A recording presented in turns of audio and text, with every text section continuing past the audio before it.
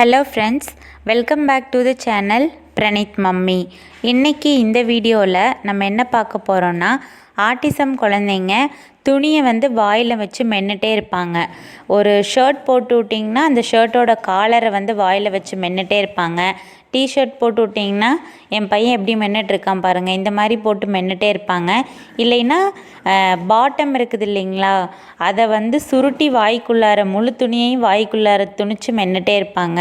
இல்லாட்டி நம்மளோட சால்வை, துண்டு, கர்ச்சீஃபு ஏதாவது எடுத்து வாயில் வச்சு மென்னுக்கிட்டே இருப்பாங்க. ஸோ இது ஒரு ஆர்டிஸ்டிக் ஃபீச்சர் தான். ஸோ இது ஏன் ஆட்டிசம் குழந்தைங்க செய்கிறாங்க, இதுக்கு என்ன தீர்வு அப்படின்னு இந்த வீடியோவில் பார்க்கலாங்க.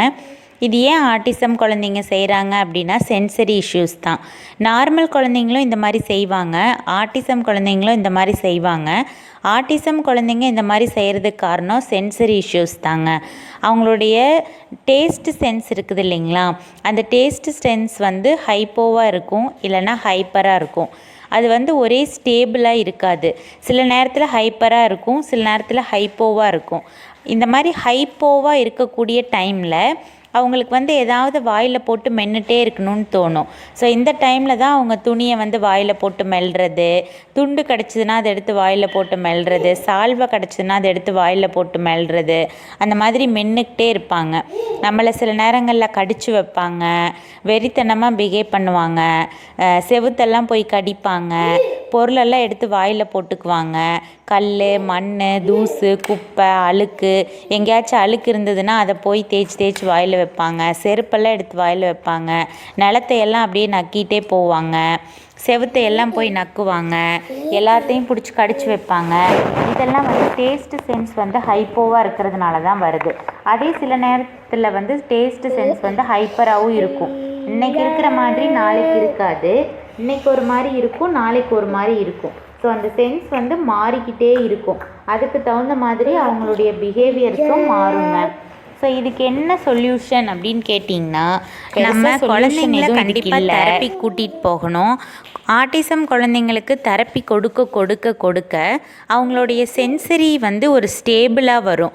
ஹைப்போவாக ஹைப்பராக இருக்கிறது மாறி ஒரு ரெகுலேஷனாக ஒரு ஸ்டேபிளாக வரும். அந்த மாதிரி ஒரு ரெகுலேஷன், ஒரு ஸ்டேபிள் சென்சரி வரும்போது தான் அந்த குழந்தைங்க இந்த பிஹேவியர்ஸ் எல்லாம் கைவிடுவாங்க. ஸோ அது வரைக்கும் நம்மளுக்கு சிரமம்தான். சென்சரி இஷ்யூஸ்னால் வரக்கூடிய எல்லா பிரச்சனைகளுக்குமே தீர்வு தெரப்பி தாங்க.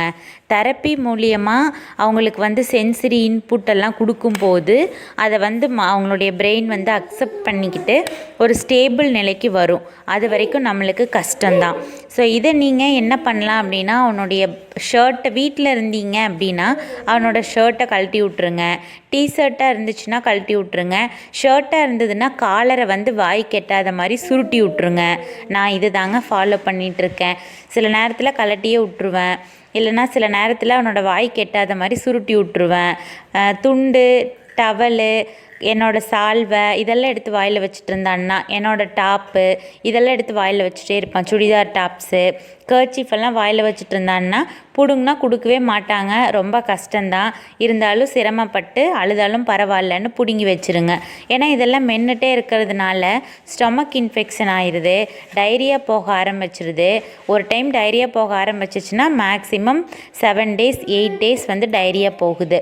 இந்த மாதிரி சென்சரி இஷ்யூஸ் இந்த டேஸ்ட் சென்ஸ் ஹைப்போவாக ஆயிடுறதுனால எல்லா பொருளையும் எடுத்து வாயில் போட்டு ஸ்டொமக் இன்ஃபெக்ஷன் பண்ணிக்குவாங்க.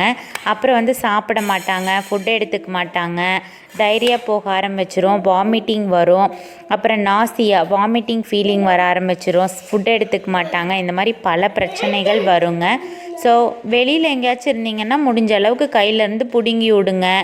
அதுக்கப்புறம் வாயில் வைக்காத மாதிரி பார்த்துக்கோங்க, கவனமாக இருங்க. இது நாள்பட்ட சரியாகக்கூடிய ஒரு விஷயந்தான். ஒரு விஷயம் பண்ணி உடனே சரி பண்ண முடியாது. வீடியோ உங்களுக்கு பிடிச்சிருக்குன்னு நினைக்கிறேன். தேங்க்யூ.